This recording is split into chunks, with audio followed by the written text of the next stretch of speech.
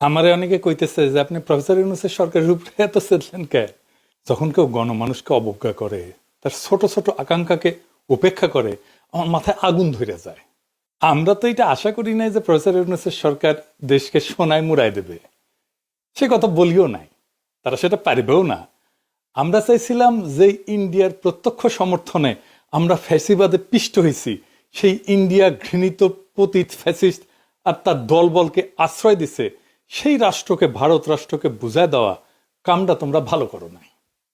এটা জাতীয় মর্যাদার প্রশ্ন। প্রত্যেক দিন পুশিং করতেছে ইন্ডিয়া। দেখেন এডিটর সাহেব, আপনি পুশিন লিগে সার্চ দেন, দেখেন কয়দিন পর পর কি পরিমাণে পুশিন হইতেছে বাংলাদেশে। আর মোদির ফুয়া, বিএনপির রিকমেন্ডেশনে হওয়া আমাদের পররাষ্ট্র উপদেষ্টা শ্রী শ্রী তৌহিদ আনন্দ প্রভুপাদ পাকিস্তান হইলে পৌরুষ জায়গায় ওঠে, আর ইন্ডিয়ার পুশিনে নেতায় যায়। আমাদের স্বরাষ্ট্র উপদেষ্টা কয় এটা ইন্ডিয়ার উস্কানি না, মানে ওই বাংলাদেশের উপদেষ্টা না ইন্ডিয়ার উপদেষ্টা, এটাই প্রশ্ন। হাসিনার আমলে কেন পুশিন হয় না? আর কেন হাসিনা ক্ষমতা থেকে চলে এলে পুশিন শুরু করে ইন্ডিয়া? ইন্ডিয়া দেখেন বাংলাদেশ থেকে পণ্য আমদানিতে নিষেধাজ্ঞা দিছে। ওই মাসে, যে মাসে নিষেধাজ্ঞা দিছে, ওই মাসে প্রায় 18% আমদানি বাড়াইছে বাংলাদেশ। দেখেন, এমনকি এই বছর মে মাসে আইসাও বিবিসি রিপোর্ট করতেছে ইন্ডিয়া থেকে পণ্য আমদানি কমে নাই, বাড়ছে। শুধু তাই না, ইন্ডিয়া থেকে চাল আমদানি করবে সরকার, চুক্তি ফুক্তিও করে ফেলেছে। আর ইন্ডিয়া একের পর এক বাংলাদেশের পণ্য আমদানিতে নিষেধাজ্ঞা দিয়ে যাচ্ছে। পরপর 3 মাসে 3বার নিষেধাজ্ঞা দিচ্ছে। দেখেন, এর মধ্যে মাইলস্টোনের দুর্ঘটনা হইল। ইন্ডিয়া কইল ডাক্তার পাঠামু, আর আমাদের স্বাস্থ্য মন্ত্রণালয় লাল ফেলাইতে ফেলাইতে ফেলাইতে রাজি হয়ে গেল। আসলো ইন্ডিয়ান ডাক্তার। আমি কইলাম স্বাস্থ্য মন্ত্রণালয়ে, আমাদের ডাক্তারের এই বার্নের রোগীদের কোন চিকিৎসা দিতে পারবে না যেটা ইন্ডিয়ান ডাক্তার দিবে? চুপ করে থাকে, কথা কইতে পারে না, উত্তর নাই তো। কেন তারা কইতে পারে না যে ভাই ধন্যবাদ, আমরা নিজেরাই পারবো? এর মধ্যে পাঠাইলে ইলিশ। গতবার আমরা মেলা হাউকাউ করেছিলাম না, সেটা তারা পাত্তাই দেয় নাই। যেন ইলিশ ওদের বাপের, বাংলাদেশ মনে হয় ওদের বাপের জমিদারি। ইন্ডিয়ার ভয়ে থরহরি কম্প এদের। ইন্ডিয়ার সাথে ডিলিংস বাদ দেন, আওয়ামী লীগের মিছিল ঠেকাতে পারে না, এতই অপদার্থ এরা। ইন্ডিয়ার সাথে সম্পর্ক উন্নয়ন করবে। ইন্ডিয়ার সাথে আমাদের সমস্যাটা কি সেটা জিগান উপদেষ্টাদের কইতে পারে কিনা, কোন ন্যারেটিভ আছে কিনা। হাসনাত আবদুল্লাহ কইছে যে এই সরকারের যে কোনো ব্যর্থতা আমাদের দোষ দেয়, দিবেই তো। এই সরকারকে কে বানাইছে? ওয়াকার, ছাত্ররা আর আসিফ নজরুল। তো দায় নিবা না কেন? পুরা জুলাইকে তো তোমরা মিডিল ক্লাসের ন্যারেটিভ বানাই ফেলছো, যেন মিডিল ক্লাস আর ঢাকা ইউনিভার্সিটির ছাত্ররা জুলাই করেছে। যেহেতু মিডিল ক্লাস এটা একা করে নাই, বেশিরভাগ করছে দরিদ্র প্রান্তিক মানুষেরা, তারা তাই জুলাই দুর্বল হয়েছে, তারা সরে গেছে, তোমরাও দুর্বল হয়েছে। ওই রাজপথের শক্তিটা দূরে সরে গেছে। যাই হোক, এই ইন্ডিয়া প্রসঙ্গে একটা গল্প মাথায় আসলো যে কেন প্রফেসর ইউনূসের সরকারের এত ইন্ডিয়া প্রেম, এত বাম্বু খেয়েও ঠিক হয় না। এক মহিলা তার হাজবেন্ডকে ডিভোর্স দিছে। তো ডিভোর্স দেওয়ার 2 বছর পরে মহিলার পেটে বাচ্চা এসেছে। তো মহিলারা সবাই জিগায় তোমার না ডিভোর্স হয়েছে? তো মহিলা কয় হ্যাঁ হয়েছে, তবে ওই মাঝে মাঝে মাপ চাইতে আসে। তো ইন্ডিয়া মাঝে মাঝে প্রফেসর ইউনূসের সরকারের কাছে মাপ চাইতে আসে। যাই হোক, আজকের বিষয় ছিল নারী আসনে সরাসরি ভোটের বিষয় নিয়ে আলাপ করা। আসেন এটা দেখি, তাইলে দেখবেন আমাদের পলিটিক্যাল পার্টি, প্রফেসর ইউনূসের সংস্কার কমিশন আর এই ঐক্যমত কমিশন কেমন ভালসুন আর মূর্খসুদা। বাংলাদেশের সংসদে এতদিন 50টা নারী কোটার আসন ছিল। তো সংবিধান সংশোধনী কমিশন সেটার বাড়ায় নারী কোটার আসন 100-তে বাড়ানোর সুপারিশ করেছে। এর উপরে এনসিপি আবার দাবি করেছে 100টা নারী কোটা আসনে নির্বাচন সরাসরি ভোটে হওয়া উচিত। মানে মরার উপরে খাড়ার ঘা। আসেন আসলে নারী কোটার আসনে সরাসরি ভোট এটা একটু বুঝে দেখি। প্রথমত আসি নারীদের জন্য আলাদা কোটা নিয়ে। এটা একটা গোত্র বা গোষ্ঠীর আলাদা রিপ্রেজেন্টেশন কখন দরকার হয়? পৃথিবীর ইতিহাসে কি এমন নজির আছে সে আলাদা রিপ্রেজেন্টেশন দিয়া সেই গোত্র করে কি? খায় না মাথায় দেয়? তারা তাদের কোন পলিটিক্যাল এজেন্ডা বাস্তবায়ন করে? এইসব কি এনসিপি ওরা জানে বা সংবিধান কমিশনের ওরা বুঝে? 2টা গোত্রের আলাদা রিপ্রেজেন্টেশনের সবচেয়ে বড় উদাহরণ আমাদের উপমহাদেশে আছে। ঐতিহাসিক বিভিন্ন সংঘাতের কারণে ব্রিটিশ ভারতের মুসলমানরা অনুভব করে যে সংখ্যাগরিষ্ঠ হিন্দুদের সাথে তাদের স্বার্থ এক না, বরং উল্টা। স্যার সৈয়দ আহমেদ খান বিভিন্ন ঘটনা ব্রিটিশ ভারতে হিন্দুদের হরেক রকমের এজিটেশন দেখা এই ব্যাপারে লেখালেখি করে যান। ভারতবর্ষের মুসলমান নেতাদের মধ্যে যেই ঘটনার ফলে এই উপলব্ধি সবচেয়ে গভীরভাবে প্রভাব ফেলে সেটা হইল 1905 সালের বঙ্গভঙ্গ। এর বিপরীতে হিন্দুদের অ্যাগ্রেসিভ রিয়াকশন দেখে আগুন জ্বালায় দিয়েছিল সারা বাংলায়। এর ফলে 1906 সালের ডিসেম্বর মাসে মুসলিম লীগের রাজনৈতিক আবির্ভাব ঘটে, যেটার ইতিহাস আগের এপিসোডে বিস্তারিতভাবে বলছি। মুসলিম লীগ গঠনের আগে 1906 সালের অক্টোবর মাসে ভারতবর্ষের 35 জন গণ্যমান্য মুসলমান নেতা প্রিন্স আগা খানের নেতৃত্বে সিমলাতে ভাইসরয় লর্ড মিন্টোর সাথে দেখা করতে যান। সিমলায় ভাইসরয়ের প্রাসাদ ভাইস রিগাল প্যালেসে এই মিটিংটা অনুষ্ঠিত হয়।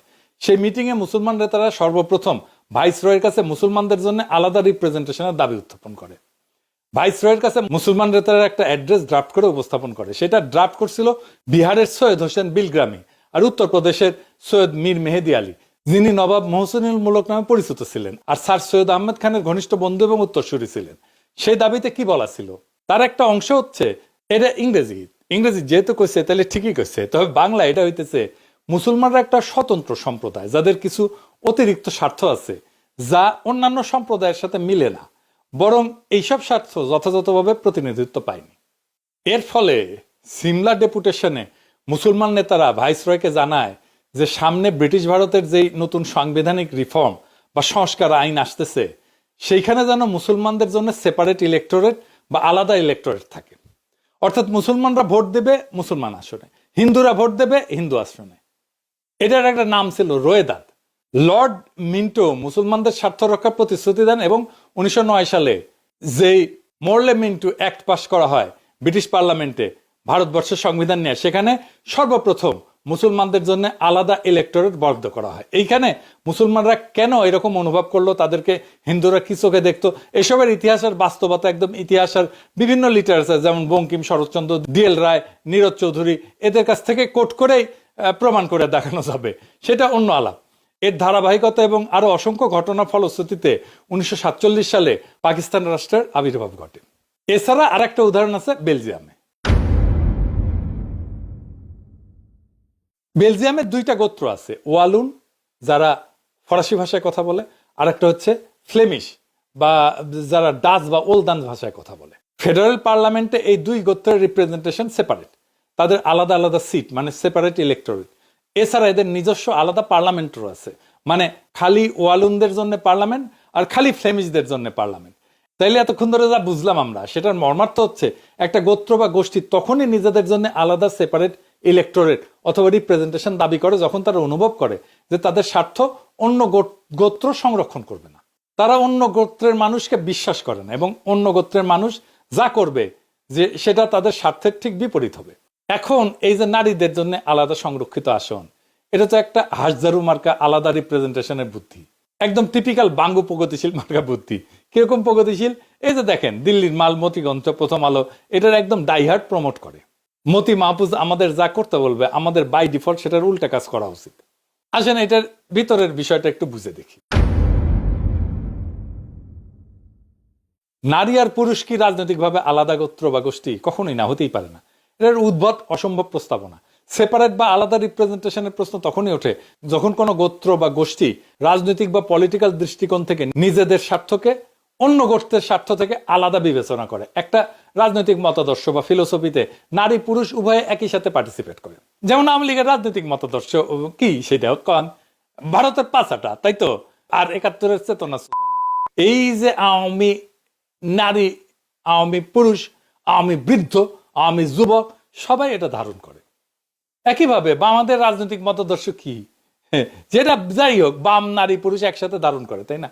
ইসলামী রাজনীতির মতাদর্শ নারী পুরুষ উভয় একসাথে ধারণ করে। এখানে নারীদের সাথে পুরুষদের কোনো ন্যূনতম রাজনৈতিক ডিফারেন্স নেই। নারী আর পুরুষ আলাদা সেপারেট কোনো রাজনৈতিক গোষ্ঠী না, যে ঠিক যেরকম যুবক আর বৃদ্ধ কোনো আলাদা রাজনৈতিক গোষ্ঠী না। কাউকে কি কোশ্মিন কালেও কোনো প্রস্তাব আনতে শুনছেন যে বৃদ্ধদের জন্য আইনসভাতে আলাদা সিট লাগবে, 40 থেকে 50 বছর বয়সের জন্য আলাদা সিট লাগবে, 20 থেকে 30 বছর বয়সের জন্য আলাদা সিট লাগবে? না, শুনেন নাই।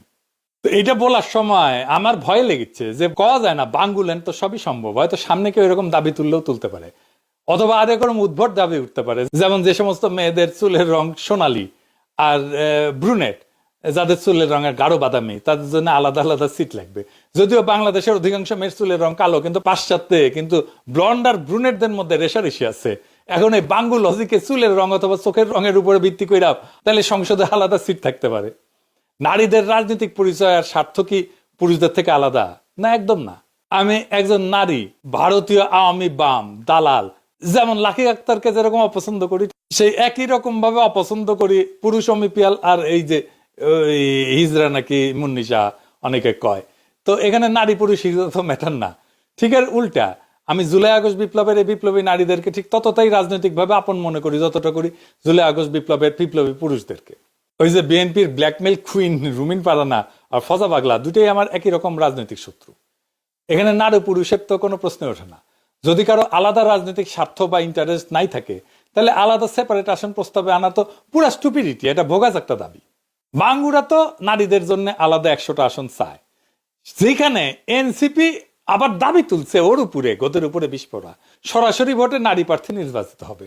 তো নারীরা কি তাহলে সেপারেট ইলেক্টরেট দাবি করতেছে? যদি তাদের জন্য আলাদা আসনই বরাদ্দ থাকে তাহলে তো সেপারেট ইলেক্টরেট হয় যুক্তিযুক্ত। এসব আবালদের যদি এই প্রশ্ন করেন দেখবেন মাথা চুলকাইতেছে, কারণ তারা বুঝেই না তাদের দাবির মানে কি। আন্দাজে কয়েকটা টার্ম শব্দ শুনে অল্প বুঝে বা না বুঝে সেটা নিয়ে লাফানো শুরু করে।